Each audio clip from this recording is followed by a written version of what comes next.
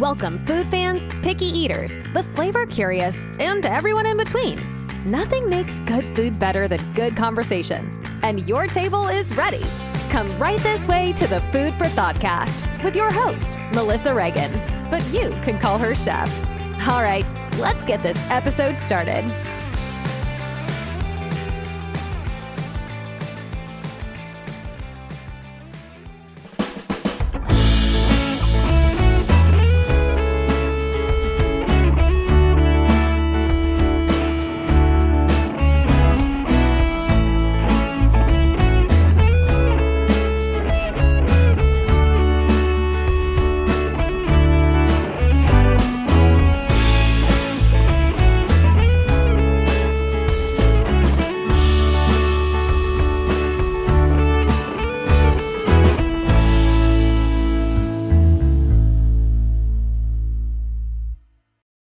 As a chef and a person who loves all kinds of food, I'm always looking for ways that I can emphasize quality over quantity without feeling like I'm missing out or depriving myself of the things that I love. And I love pasta. Carbonara, mac and cheese, primavera, cacio e pepe, you name it and I'm all about it. That's why I choose Bonza. Bonza is the pasta made from chickpeas, which means it has more protein, more fiber, and I believe more flavor than regular old pasta.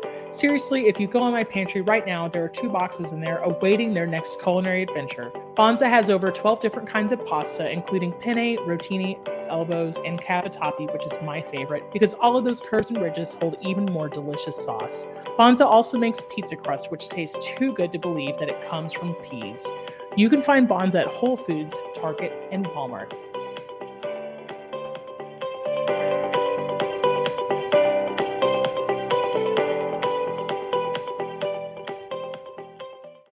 Hey there, food fans, and welcome back to the Food For ThoughtCast with me, your host, Melissa Reagan. As always, you can call me Chef. I hope you're having a wonderful week so far. This week, I'd like to talk to you about breakfast. What is it? How did it get started? And why is it the most important meal of the day, or is it? So, breakfast is the greatest marketing campaign ever invented that you never knew you needed. First, some history. So, Thomas Aquinas, maybe you've heard of him. Or St. Thomas Aquinas. He was an Italian priest and theologian. You might know him. He was born in 1224 or 1225. Historians actually aren't sure. So you might have heard a few quotes attributed to him, more so in the realm of Aristotle, philosophies, or Christianity. But I bet you didn't know that in his Summa Theologica, or theological summary, he actually proposed the idea that eating breakfast was a sinful act of gluttony and would pull Christians away from God. I found this extremely interesting. So you could say that he was the first proponent of intermittent fasting. He just didn't know the blood sugar science behind it. But in actuality, he inspired the first socially conscious movement of willfully skipping breakfast. And so most Europeans in the Middle Ages considered breakfast not only necessary, but unbecoming of being a good moral person and a good Christian.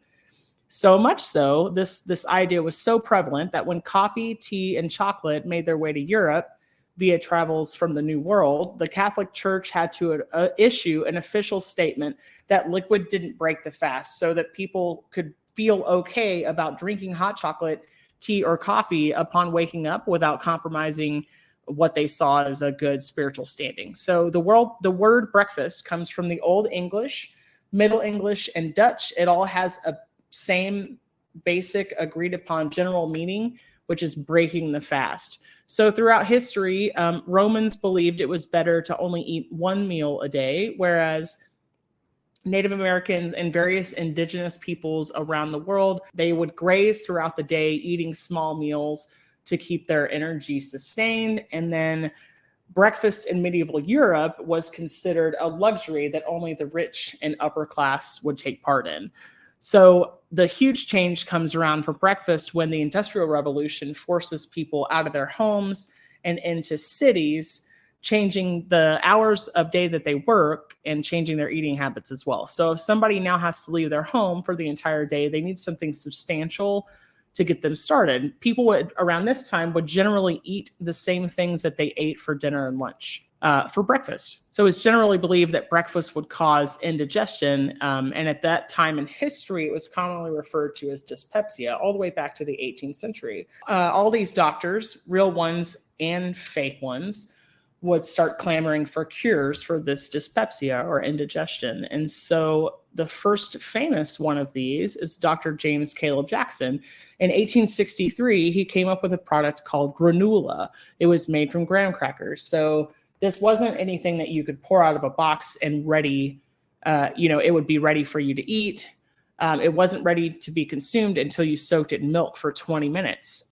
These weren't the modern day graham crackers that we make s'mores with. These were just more like a hardtack or a traditional biscuit or a hard biscuit made from graham flour itself, which is not naturally sweet. It does have like a little bit of a subtle sweetness like you would find from whole wheat flour, but believe me, this wasn't anything that you would want to put on a spoon and eat. But despite this, because of the relative speed and ease with which you could make this for a meal, at one point in time, after 1863, this caught on, and at one point there were 60,000 pounds of granola being produced per year. So you've probably made the connection by now that this was the very convoluted and crude beginning of what we know as granola, except that there were no oats, no honey, no dried fruit, and no flavor. So according to the Dansville Historical Society, Dr. Jackson created and used this cereal in his sanitarium in Dansville, New York. So this house of supposed healing would offer exercise, fresh air, and hydrotherapy or regular baths, right? And healthy food for its visitors. So it was the much less glamorous and not very nice to those experiencing mental health problems version of a health spa, but without the hype and Instagram pictures that you would have these days. So Dr. James Caleb Jackson invented this cereal in 1863. John Harvey Kellogg, you might recognize that name, stole this idea from him and invented cornflakes when he left boiled maize out for too long and it dried out and became stale. So maize is a cousin to our modern day corn. It's very much an heirloom crop and what the first peoples of the Americas would have grown and eaten. The crop looks a little bit different now because of the quality of the soil, the natural evolution of the seeds themselves, and all the environmental circumstances. But it was just a little bit less sweet than like the yellow corn that we have now, or even the white corn that you might have had, or popcorn, for instance, just a little bit larger, a little bit more bland. And so what he did was he had boiled this maize probably to either make porridge or to let it ferment. And he left it out so long that it got dried. It not completely dried out, but probably like a really crude paste. And then he ran it through a mechanical roller and dried it and flaked it up. And so that was how cornflakes came into being. And then a couple of years later, C.W. Post was another name that you might recognize in the cereal world. He cashed in on the same idea and he created grape nuts, which contain neither grapes or nuts.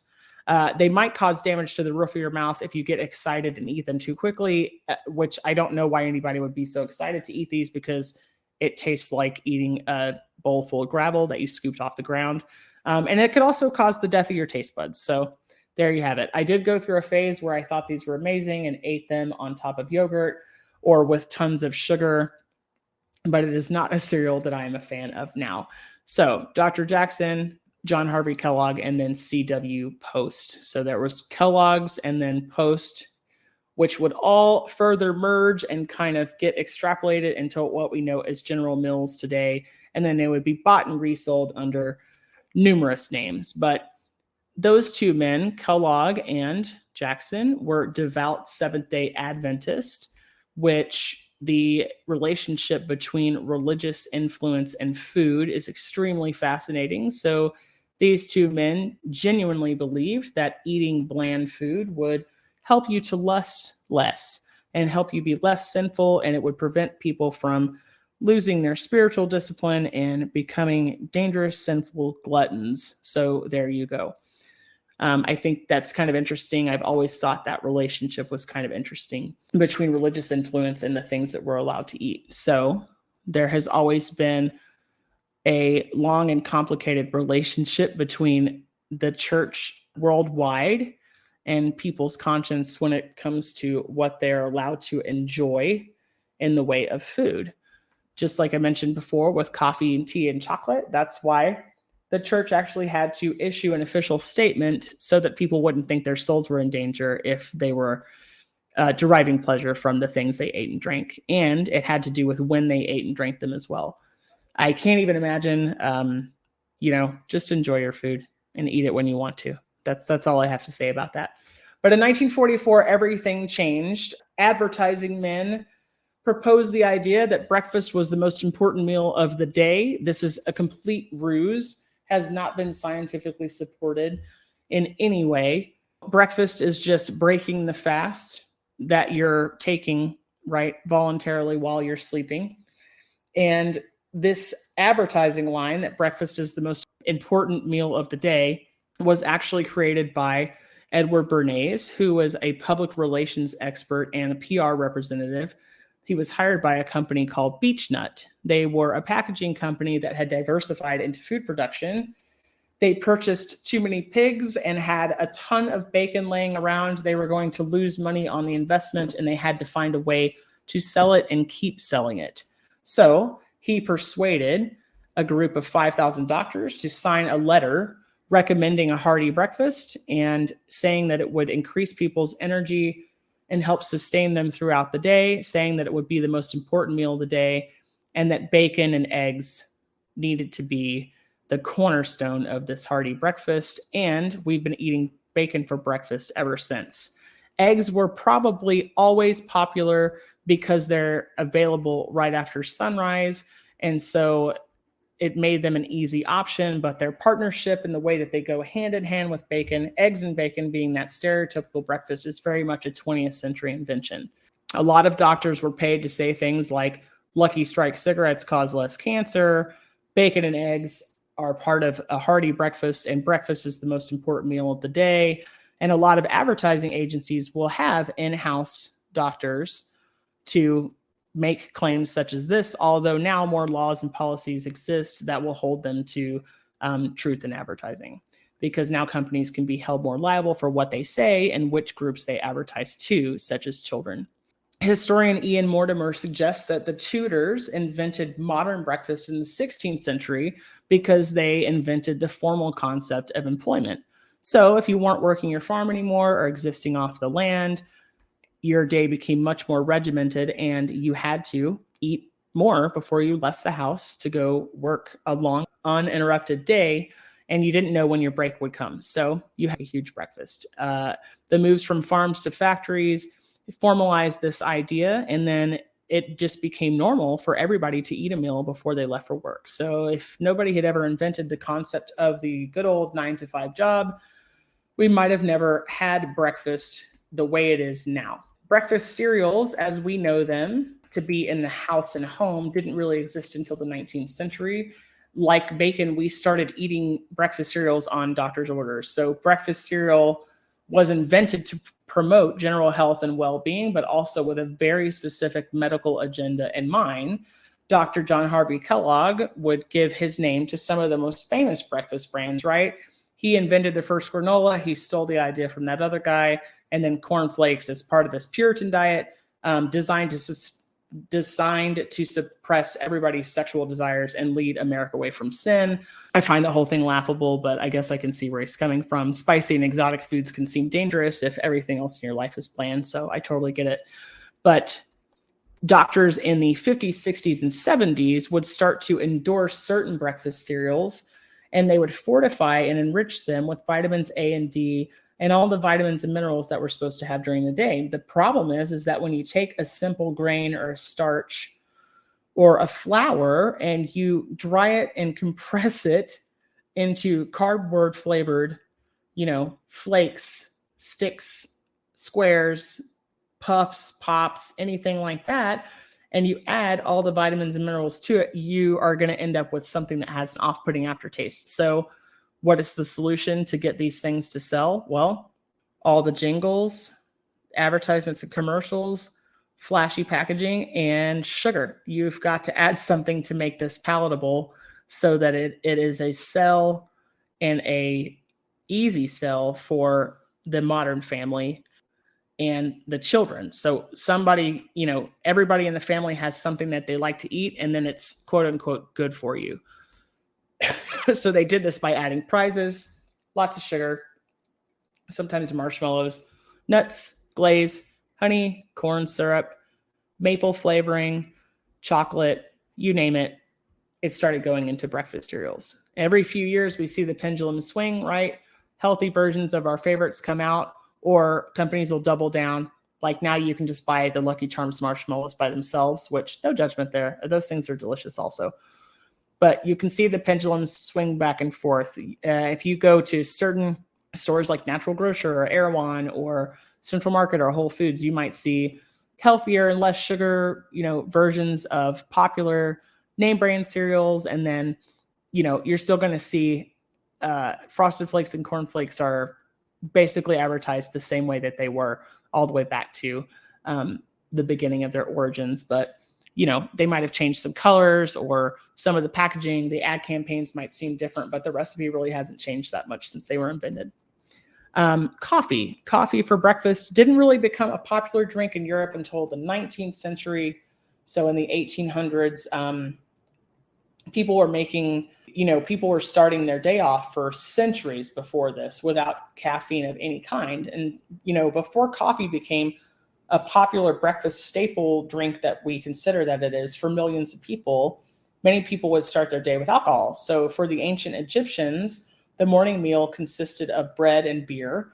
Ancient Greeks would use wine. Romans would do the same. And in pre-industrial Europe, pollution made it a bad idea to drink the water. So beer soup was a popular breakfast option. Often they would sip this from a large mug, or they would eat it with a spoon slightly warmed. Both of those options sound absolutely terrible for breakfast, but to each his own.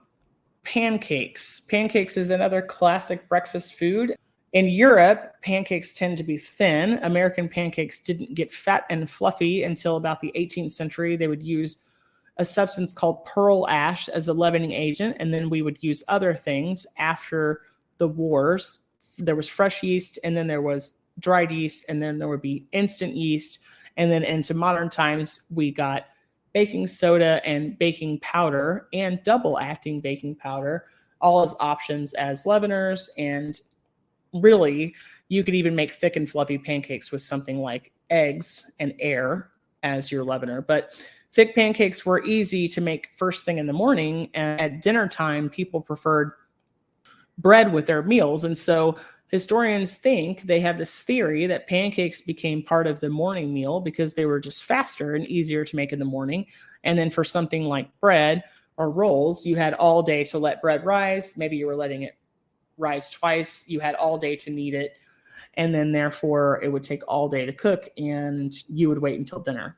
That's kind of how pancakes started out in the morning.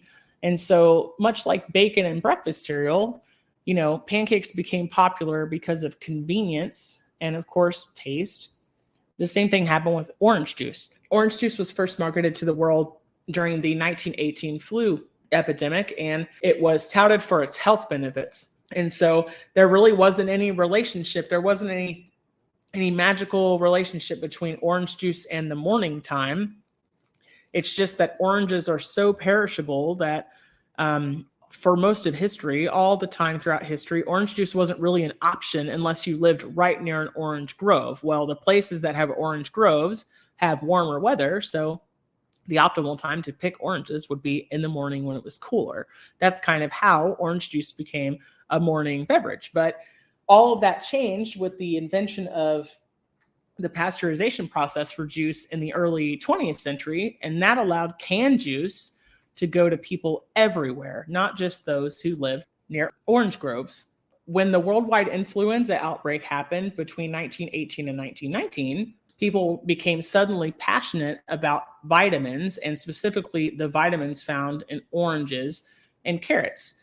That same year, there happened to be a bumper crop of Florida oranges specifically. They had the technology to pasteurize this juice and can it with heat methods, and they were shipping it everywhere. So that's how we have come to associate orange juice with good health and bright mornings, right?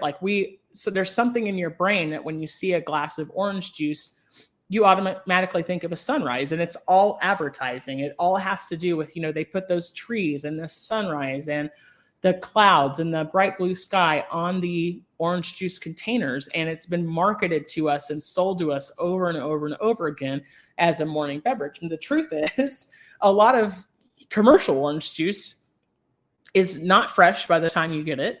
And all the nutritional benefits have been cut in half by the way that it's been processed. And so, I'm not a doctor, I'm not a dietitian, and that's not what this podcast is. But I will say, if you can Google like how much sugar is in a glass of orange juice. Now, the first thing I do when I feel a cold coming on, instinctively drink a glass of orange juice, even though I would never touch it otherwise because it gives me terrible heartburn. But it has really been programmed into us. I would dare say that breakfast is one of the most highly marketed and advertised meal times in the history of food. In the history of food and marketing, breakfast is the greatest marketing campaign ever invented. Everything that goes along with breakfast has been, for lack of a better term, and pardon the pun, spoon-fed to us from television and print advertising. So we've associated the stereotypical American breakfast table with eggs, bacon, cereal, and orange juice, and also coffee. So American breakfast can be any number of things, except, I would argue, truly American. Eggs, they were thought to have been included in breakfast because, right, they were typically gathered and available right around breakfast time in the morning. And that's when that cultural consciousness began that, like, hey, breakfast is a morning time meal. Pancakes are a worldwide phenomenon, and most cultural traditions have their own specific kind of pancake, and the Americans kind of tagged along, much like with other food cultures and traditions, right? So the French have crepes, the Swedish have these thin, lacy pancakes, the Scots have Scotch pancakes, and they're also known as drop scones. But if you've ever heard of a scone, you know that it's much closer to a biscuit, but that's an American biscuit, not a cookie, which would be referred to as a biscuit in England. So these are thick and small and very heavy, but also delicious with syrup and butter, right? And then in Russia, they have blinis. So that's blini, and not to be confused with Bellini, which is a sparkling cocktail created in Venice. Blinis are very small buckwheat pancakes that have yeast in the batter. Now, in America, most traditional pancake recipes need a quick-acting leavener. They do not have yeast in them. You will find yeast in some sourdough pancake variations, or most of the time waffle recipes, because you need a little bit more fat to help a waffle keep its shape, keep its form. And it's because the cooking is very different. They get cooked from both sides, and it gets cooked at a little bit lower heat and for a little bit longer, but you need something fast acting for pancakes. So that's what makes the Russian blini just a little bit different and a little bit unique. So tiny pancakes that are yeasted, the buckwheat flour makes them darker. They have a really rich, nutty flavor, but usually they eat these savory. So you'll find them served with like sour cream and caviar. In the UK, sometimes they eat these with smoked salmon as a snack. And then if you're at a fancy cocktail party, you might see a blini with sour cream and caviar as a past appetizer. And then in Morocco, they have masemen. It's a square version of a pancake that's made with wheat flour and semolina. So you might have heard of semolina. It's a flour made of durum wheat. So it's usually used in pasta making because the proteins in this flour have more gluten making abilities. So that's what makes your pasta delightfully chewy, and it makes it able to be produced in all those really fun pasta shapes. But the caveat here is that in Morocco, they eat their type of pancake with dinner as their bread option. And then the Danes have abelskiver, which are like these amazing pancake donut holes. They're awesome. And then the Irish have boxty, which is pancake hash brown hybrid, right? It's got flour and it's got eggs and some sort of dairy product, and it has shredded up potatoes. Those are really great. Sometimes they use them savory with corned beef, and sometimes they use them not necessarily in a sweet application, but by themselves with butter. So what does breakfast look like around the world? So in France, there's kind of this old joke that you've got the 3 C's, right? Croissants, cigarettes, and coffee. It's a little bit outdated, but it's not far from the truth, honestly. The French don't do huge breakfast. You will see pain au chocolat or a croissant, or you might see like a croque monsieur with an egg, which that's a fancy hot ham and cheese sandwich, by the way.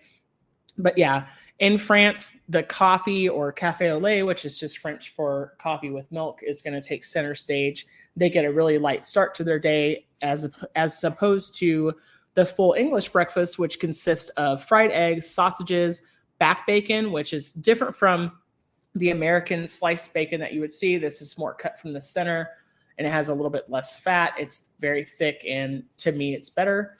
They have tomatoes and mushrooms on the same plate. Oftentimes in the United States, right, you're going to get a dried piece of toast, or it's going to come from a toaster. In the full English breakfast, or the fry up as they call it, they're going to fry the bread in the grease that's in the pan, which is delicious and amazing. And then oftentimes you're going to get a slice of white or black pudding. This is similar to bloodwurst. It's actually a sausage that's made with blood. That's what turns it black. And if you're clutching your pearls right now, just calm down. It's delicious. It doesn't taste like blood, and you won't know how much you love it until you try it. So usually they serve this with tea or coffee, whatever you would like. And sometimes you'll see this at all times of the day served with a beer instead. In Canada, they keep it really simple. Bacon, eggs, toast, and coffee is kind of the traditional fare. In Brazil, you might see ham and cheese as the protein and dairy options, and then some type of bread, coffee, and fruit. Also sometimes cassava, which is a root vegetable. And then in an Irish breakfast, you'll see eggs, sausage, hash browns, beans, and roasted tomatoes. You might also find slices of Irish soda bread. That's a really quick bread that you can make with baking soda, hence the name soda bread. And then in Bangladesh, they have curry, vegetables, meat, chapati, or roti, which are both variations on their traditional flatbread. So you could say that that's their version of a pancake, although they're very much different from what you would know as a pancake in the United States. And then, in America, I would argue that we like to have dessert for breakfast. You can see it all over the place, such as French toast, cinnamon rolls, Danishes, which we previously learned were actually made by Austrian bakers and don't have anything to do with the Danes, right? But if you're ever feeling guilty about having dessert for breakfast, you can rest easy knowing that you're in good company, because the Dutch do it all the time. And they also have this in Australia. So the Dutch decorate their morning toast with these chocolate sprinkles that are called hagelslag. And this is something like you would find in an ice cream place to put on top of your ice cream. They also have fruit flavored ones and vanilla flavors. And they make this toast. It's a really chewy, delicious, sweet white bread with butter and these sprinkles on top. And in Australia, they call this fairy bread. So you cover your bread of choice with butter, and then you cover the butter with sprinkles. To me, this sounds amazing. I might just make it tomorrow. It sounds really, really good. In Asia, they have congee, which is a standard type of rice porridge. So it's a really light meal. It sounds heavy, but I mean, when I hear the word porridge, it always has this feeling to me. It has this connotation that it's a super heavy meal, right? Like I always just equate a big bowl of porridge with like a huge bowl of oatmeal. Is something that's going to stick to your ribs and fill you up. But realistically, like porridge in the rest of the world looks quite a bit different. And so congee is actually made with white rice typically, and it's a little bit lighter because they're going to cook it with like a stock or a broth. There's not a lot of dairy or butter being added to this. So it's not the typical way that oatmeal or like farina or cream of wheat or grits, for instance, right? It's this light, it becomes this thicker soup, even though technically it's a porridge. That's not really what makes it unique, though. What makes it unique is that sometimes it's served with a century egg. So no one's quite sure when a century egg was actually invented or why it's named that, because it's not actually 100 years old. It just looks like it is. Sometimes it smells like it is. So it's in grocery stores and on restaurant menus. You can find it throughout Asia, but some natives admit that it's acquired taste, and people that grew up with it will even tell you that they've got to, spend some time acquiring that taste. Really, really earthy, kind of smelly, just one of those things that you had to have been exposed to it, or you have to be willing to try it. So that's a couple of looks at breakfast around the world. There are a lot of things that we might consider odd or unthinkable. And then even further still, there's a lot of things we might look at from around the world and go, this is dessert for breakfast, or this doesn't count as breakfast. I think everybody has an opinion, right, on what breakfast is. So even further back in history, the ancient Egyptians would break their fast right at sunup, and then dinner would be at sundown. And then in the 10th century, breakfast was still at sunup, dinner was at 10 a.m., and supper, what we would now call dinner, was between 3 and 4 in the afternoon. This is because people started working when the sun came up, and they didn't stop working until the sun went down. And then it depended on the seasons, right? Like in the winter time, it would get dark earlier, and obviously in the summertime, it would stay light later into the day. And then in Elizabethan times, dinner would be at noon, and then supper depended on summer or winter. And then in the early 1700s, dinner was taken at 3 o'clock. And in 1805, the midday meal was started by women for other women, and it was called luncheon. And that's where we get the word lunch. And then around the 1850s, dinner became, this meal that was served at around 6 o'clock, where it was often called tea time. So you have to kind of like look outside the United States, because to be fair, we're such a young country that we've taken a lot of cultural cues from the people who came here from all around the world, right? And so in the 20th century, America was booming with all these fast food and technologically advanced frozen, canned, boxed convenience items, right? Breakfast, lunch, and dinner became these decided upon, generally agreed upon eating times, in the 1900s, 20th century. There wasn't really any formalization before that. It depended on where you grew up and how you grew up. From the Roman times to the Middle Ages, like everybody would eat in the middle of the day, but it always had a different name. So lunch as we knew it really didn't even exist until around 1805. Dinner was usually the main meal of the day. So these were displays of wealth and power. Like if you had cooks working in the kitchen from dawn until dusk to get everything ready, then you obviously had means and wealth. Peasants would eat their dinner around the middle of the day, and it was much more modest. And until there was electricity, you couldn't cook dinner at night because you couldn't see what you were doing, right? So with the invention of artificial lighting, dinner started to be eaten later and later in the day, and breakfast started to be eaten earlier and earlier. That brings us to breakfast for dinner. BFD, breakfast for dinner, is one of my favorite things. And I won't abide by it being called brinner, because brunch has entered the chat and she is angry now. Brunch is already a thing. It sounds a lot cooler. So we don't need to mess with this brinner nonsense. I say it's breakfast for dinner or breakfast for supper. That's the end of that. I'm just not doing it. But anyway, so why do we love breakfast for dinner? There's a couple of theories out there. It's cheaper and faster than typical dinner fare. It appeals to people who don't have time to prepare it in the morning, or people like me who aren't hungry first thing in the morning, or maybe they're just not morning people, so they don't like to add extra tasks to their day. And then, breakfast really came about as this cultural concept because of the invention to the 9-to-5 job. So you can't forget all the people out there that have non-traditional work and sleep schedules, like nurses or college students or people who work overnights and graveyard shifts, or people who are doing shift work, right? So they might be sleeping from 2 a.m. to 10 a.m. And by that time, they're breaking their fast, but it could actually be at everybody else's lunchtime. So I contend that breakfast is whatever you eat, whenever you eat it, to break your first fast of the day. Sometimes I think breakfast for dinner is popular because it's comforting or quick or easy. But what about savory variations on well-known breakfast food? I want to know if that actually counts as breakfast for dinner. So I'm sure there's countless opinions out there, right? Like I prefer waffles over pancakes because they're basically pancakes with pockets.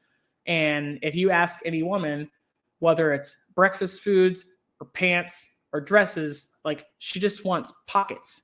So to me, the waffle is just the socially acceptable way to eat more syrup, and I just need something that's going to act as a good carrier. So it has all these compartments for syrup, which I think makes it amazing. Anything that helps me eat more syrup, like I'm all in favor of that. So let's ignore the fact that all the other times, the vehicle for getting the syrup into my face is just the spoon. Moving along. So nothing to see here. But if I make a cheddar cornbread waffle and put chili on it, is that breakfast for dinner? Like, maybe. I mean, it could be.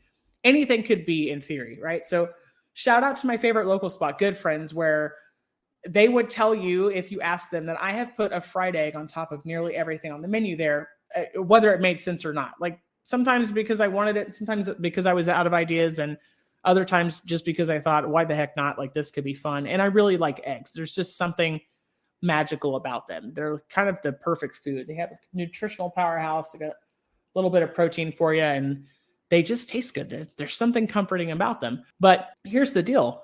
I have never eaten at Good Friends between the hours of 7 a.m. and noon, when other people would say was breakfast time. But I also enjoy traditional breakfast food, but I just don't want it right after I wake up.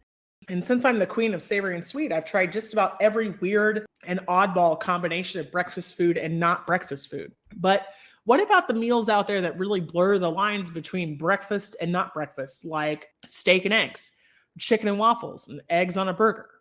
I contend that breakfast for dinner is whatever you make it. So realistically, I believe the only reason that breakfast foods are considered breakfast foods was because of all the marketing push out of the late 1800s and so on, right up until today. And nobody's going to tell me what I can eat or what I can't eat, after I wake up. But we've been so programmed. It's just like when you're reading a menu, you're being sold a story. All of that storytelling and advertising has convinced you that eggs and bacon are the only way to go for breakfast, that it's convinced you that these are the things you need for breakfast. But when you're breaking your fast after you wake up, it's whatever you're eating is breaking your fast. So what about you? What do you like for breakfast? We got some answers on social media, a lot of eggs and bacon fans, some that eat it sunny side up or runny, some that like it scrambled. A couple of instant messages we got were saying cereal, overnight oats, regular hot oatmeal, depending on the weather, some smoothie fans out there. At the end of the day, I think it comes down to, what are you most likely to fix yourself in the morning?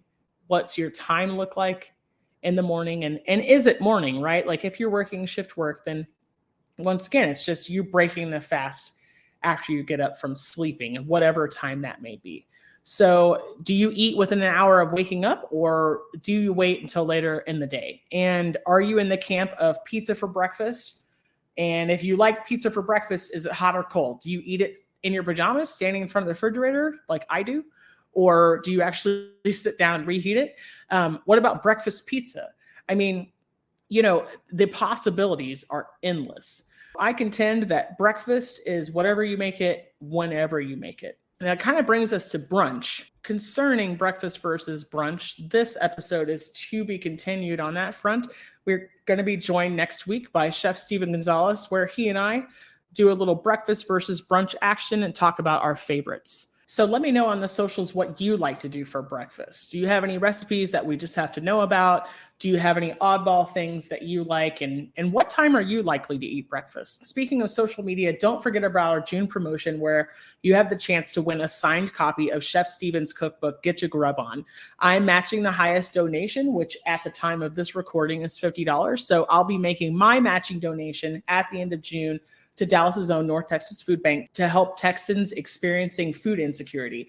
And I can't wait to send the person who donates the most to the food charity of their choice, wherever they may live, a copy of that cookbook, as well as a box of the Food for ThoughtCast swag and some other goodies. Thanks so much for listening. That's a wrap for today. Until the next episode of the Food for ThoughtCast, make good food, eat good food, share it, and be kind to one another. Thanks so much for listening today. You are part of what makes us special, and we are so glad you joined us. Don't forget to rate, subscribe, and leave a review. Just like food, delicious podcasts are better when you share them with others. Come back for seconds wherever podcasts are served, and we'll catch you in the next episode of the Food for ThoughtCast.